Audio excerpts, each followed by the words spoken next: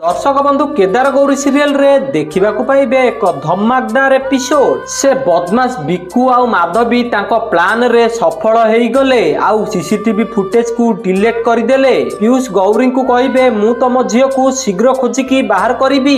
पीयूष एमिति कहिकी हॉस्पिटल को जिबे सीसीटीवी फुटेज देखिबा पई। हेले पीयूष को आगुरु से ड्राइवर जाइकी हॉस्पिटल रे पहुंच जाइथिबो। तापर से ड्राइवर पीयूष को देखिकी लुचि जिवो। तापर पीयूष से सिक्यूरिटी एजेंट का सह कथा होइकी सीसीटीवी फुटेज देखिबा पई आसीबे। आउ पीयूष से रूम को आसीबा देखिकी से ड्राइवर बहुत डरी जिवो। तापर से सिक्यूरिटी फुटेज सब चेक करिवो हेले से फुटेज जमा मिलिबोनी। तापर से सिक्यूरिटी कहबो फुटेज सब डिलीट हो जाइछि। तापर पीयूष कहबे ये फुटेज डिलीट केमिति हेई गला। पीयूष एमिति कहिकी हॉस्पिटल रु चली आसीबे। तापर से ड्राइवर से सिक्यूरिटी को जाइकी फुटेज विषय रे पचारिबो।